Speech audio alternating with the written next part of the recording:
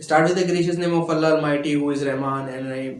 Welcome to Adler academy students. तो students आज जो हमारा टॉपिक है वो है ल्यूसी ग्रे। ल्यूसी ग्रे एक पोइट्री है क्लास फर्स्ट ईयर की बुक से जो आज हमने सिलेक्ट की है अपनी इस डिस्कशन के लिए। इस टॉपिक पे हम आज बात करेंगे और मैं आपको बताता चलूँ कि विलियम वर्ड्सवर्थ जो थे उनको हम as father of romantic poetry भी कहते हैं। और मैंने अपनी प्रीवियस लेक्चर्स में क्लास सेकेंड ईयर की जो मैंने बनाए थे उसमें आपको मैंने बताया था कि थियोरी ऑफ पोइट्री देने वाले शख्स भी विलियम वर्ड्सवर्थ थे और वो रोमांटिक एरा के एक बेहतरीन राइटर थे। उनका क्या रोल था रोमांटिक पोइट्री में वो मैंने आपको बहुत क्लियर वर्ड्स में बताया है। तो स्टूडेंट्स चलते हैं हमारे पीपीटी की जानिब और देखते हैं कि आज मैंने आपके लिए क्या बुलेट पॉइंट्स बनाए हैं और आज आप क्या इंपॉर्टेंट सीखने वाले हैं। तो चलिए चलते हैं पीपीटी की जानिब। जी तो स्टूडेंट्स हमने इस पोइट्री को 4 पार्ट्स में डिवाइड किया है। फर्स्ट पार्ट जो है वो पोइट के बारे में है, सेकंड पार्ट जो है वो पोइट्री की इंट्रोडक्शन के बारे में है, थर्ड पार्ट जो है वो पोएम की शॉर्ट समरी है और जो फोर्थ पार्ट है वो स्टैंजा की एक्सप्लेनेशन है उर्दू में और इंग्लिश में भी। So, William Wordsworth was an English romantic poet who, with Samuel Taylor Coleridge, helped to launch the Romantic Age in English literature with their joint publication of lyrical ballads.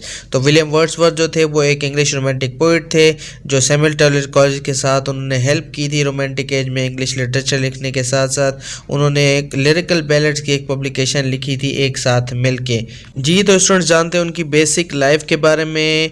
He was born in 7 April 1770, Kakarmath, United Kingdom, died in April 23rd, 1850, Riddle, Mount and Gardens, Riddle, United Kingdom। और साथ में ही उनके spouse जो थी वो Mary हिचिनसन थी जो 1802 में पैदा हुई थी, 1850 में उनकी डेथ हो गई थी। और उनके बच्चों में डोरा वर्ड्सवर्थ एंड कैथरीन वर्ड्सवर्थ और उनके पेरेंट्स जो थे वो थे John Wordsworth and Ann Cookson Wordsworth. तो चलिए चलते हैं इस पोइट्री के इंट्रोडक्शन की तरफ। The poem entitled Lucy Gray was written in 1799 and published in second edition of lyrical ballads. ये पोएम जो लिखी गई थी वो 1799 में पब्लिश की गई थी जो सेकंड एडिशन था लिरिकल बैलेड्स का। It tells a short story of a simple tragedy in cold bleak country side. ये कहानी सुनाती है सादा गमज़दा कहानी जो कि एक ठंडी और बर्फानी इलाके में लिखी गई है। This poem has a steady and regular rhythm as longer lines rhyme together as well as the shorter lines rhyme with each other। इसका मतलब स्टूडेंट्स ये है कि जो बड़ी लाइंस हैं वो बड़ी लाइंस के साथ मैच करती हैं और जो छोटी लाइंस हैं वो छोटी लाइंस के साथ मैच करती हैं। Language of this ballad is plain and simple. आपको पता है कि विलियम वर्ड्सवर्थ जो थे वो सादा ज़ुबान लिखते थे और इसीलिए इस पोइट्री की जो है वो लैंग्वेज बिल्कुल सिंपल है। तो चलते हैं स्टूडेंट्स समरी के बारे में और इस पोइट्री की समरी समझते हैं। Lucy Gray was a beautiful little girl, she had no friends to play with and lived in wild moor with her parents.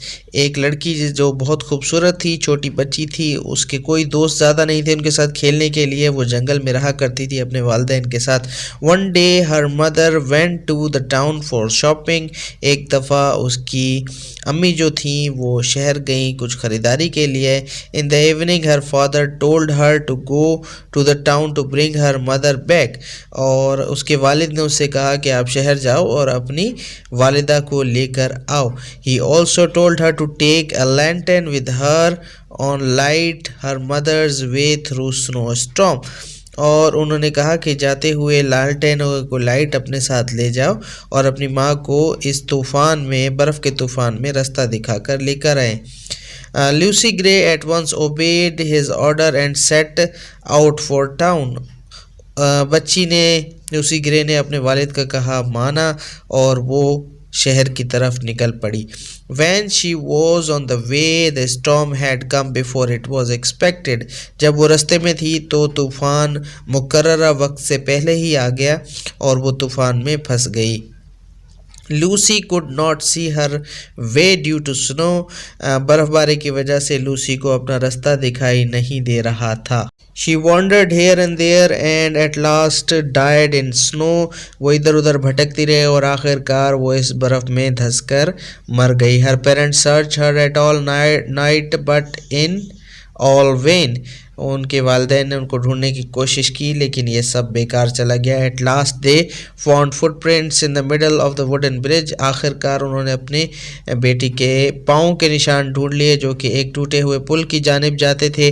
Perhaps she slipped through it and died. शायद वो यहाँ से फिसल कर गिर गई और मर गई। Some people think that she is still alive and has become a part of nature. कुछ लोग अभी भी ये मानते हैं कि वो मर चुकी है लेकिन वो इस फितरत का हिस्सा बन गई है जो कि यहाँ पर मौजूद है, और वो गाना गाती है और इन फिज़ाओं में गूंजती रहती है हवा की तरह, आवाज़ की तरह।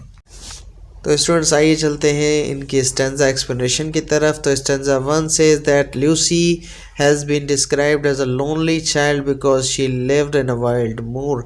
ल्यूसी जो है वो बताई गई है इस कहानी में अकेली बच्ची जो कि जंगल में रहती है वालदैन के साथ। She had no companion to play. उसका कोई दोस्त नहीं है उसके साथ खेलने के लिए। The poet chanced to see her, he saw her at the break of the day. शायर उसे दिन के एक पहर में देखता है जबकि वो मर चुकी है। Stanza 2 says the Lucy lived in a lonely place. Lucy जो है वो एक अकेली जगह पर रहती थी। She was a very sweet child. वो एक बहुत अच्छी बच्ची थी। बट शी वॉज लोनली, लेकिन वो अकेली रहती थी। So in third stanza poet says that we can see a fawn and here and there at play. हम उसे देखते थे कि वो इधर उधर खेलती कूदती रहती थी। The sweet face of Lucy grey will never be seen any more. इस बच्ची का खूबसूरत चेहरा अब मज़ीद नहीं देखा जाएगा। So in stanza 4 he says Lucy was asked to go to the town and ring her mother home. तो उसमें बताया गया है कि ल्यूसी ग्रे को कहा गया कि वो जाए शहर और अपनी मदर को वापस लेकर आए। The night was stormy. जो रात थी वो तूफ़ानी थी। So the child was asked to carry a lantern with her to guide her mother through the snow. और बच्ची से कहा गया कि तुम जाते वक्त अपने साथ एक लैंटर्न भी ले जाओ ताकि अपनी वालदा को रास्ता दिखा सको। तो stanza 5 says that she replied that she would gladly go to the town to guide her mother। उसने जवाब दिया कि वो बखुशी जाएगी अपनी वालदा को शहर रास्ता दिखाने के लिए। Her reply tells us that Lucy was an obedient child। उसका जवाब ये बताता है कि लूसी ग्रे जो थी वो एक फर्माबरदार बच्ची थी। In stanza 6 story continues। Lucy's father raised a hook, he began to cut the wood। और उसके वालिद ने जो है वो अपनी कुल्हाड़ी उठाई और लकड़ियां काटना शुरू कर दी। The night was stormy। Lucy took a lantern to show the way to her mother in the snow। रात तूफ़ानी थी इसलिए लूसी ने लैंटर्न उठाई ताकि वो अपनी वालदा को इस बर्फ़ के तूफ़ान में रास्ता दिखा सके। So stanza 7 says that Lucy was happy when she left for the town. She was rather happier than a mountain रो।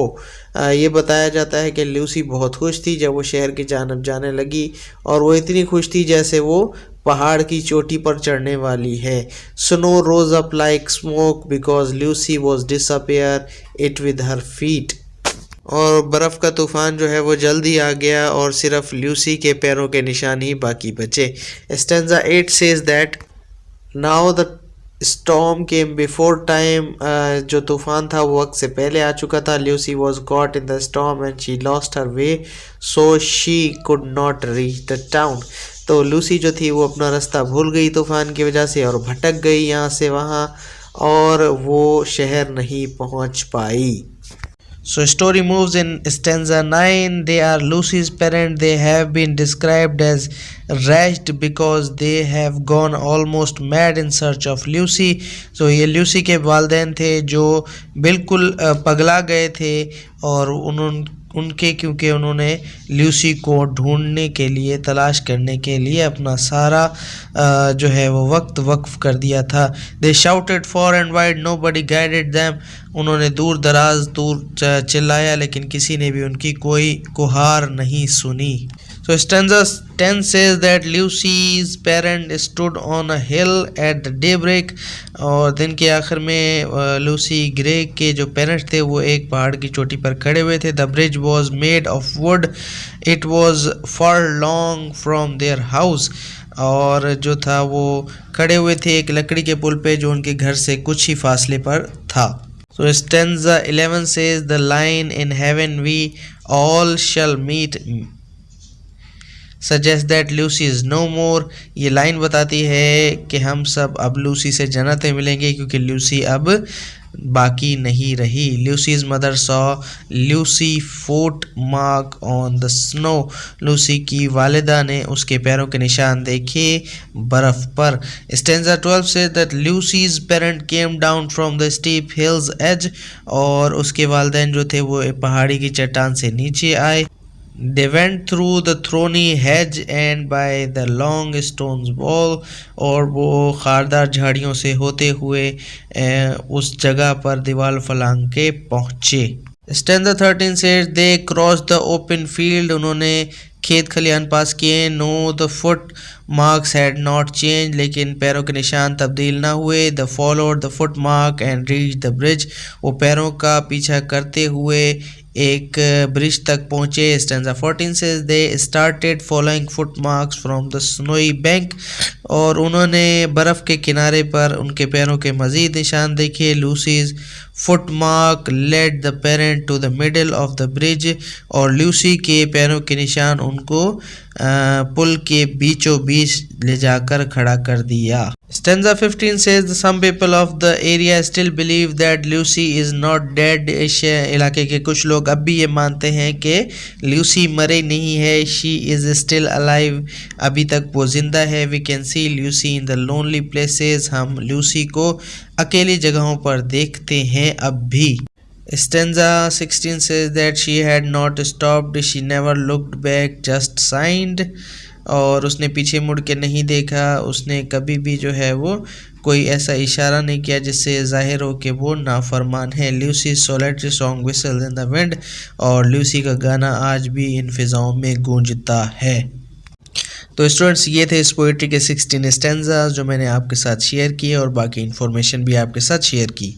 जी तो स्टूडेंट्स, अगर आपको मेरी ये वीडियो पसंद आई है और आपको अच्छे से समझ आई है तो प्लीज़ कमेंट कीजिए और अपनी राय दीजिए कि आपको ये कितने % समझ आ गई है. और अगर मैं इसमें कुछ एडिशन कर सकता हूँ आपके लिए तो वो भी मुझे बताइएगा. और अगर आप मेरी वीडियो पे नए हैं और फर्स्ट टाइम मेरी वीडियो देख रहे हैं तो प्लीज़ मैं आपसे ये कहूँगा कि मेरे चैनल को सब्सक्राइब कीजिए और घंटी वाले बटन को दबा दीजिए ताकि मेरी आने वाले तमाम लेक्चर्स आपको बर वक्त मिल सकें. तो स्टूडेंट्स, अब मैं आपसे चाहता हूँ इजाज़त. खुश रहिए, आबाद रहिए, अपनी पढ़ाई में मगन रहिए. अल्लाह हाफिज़.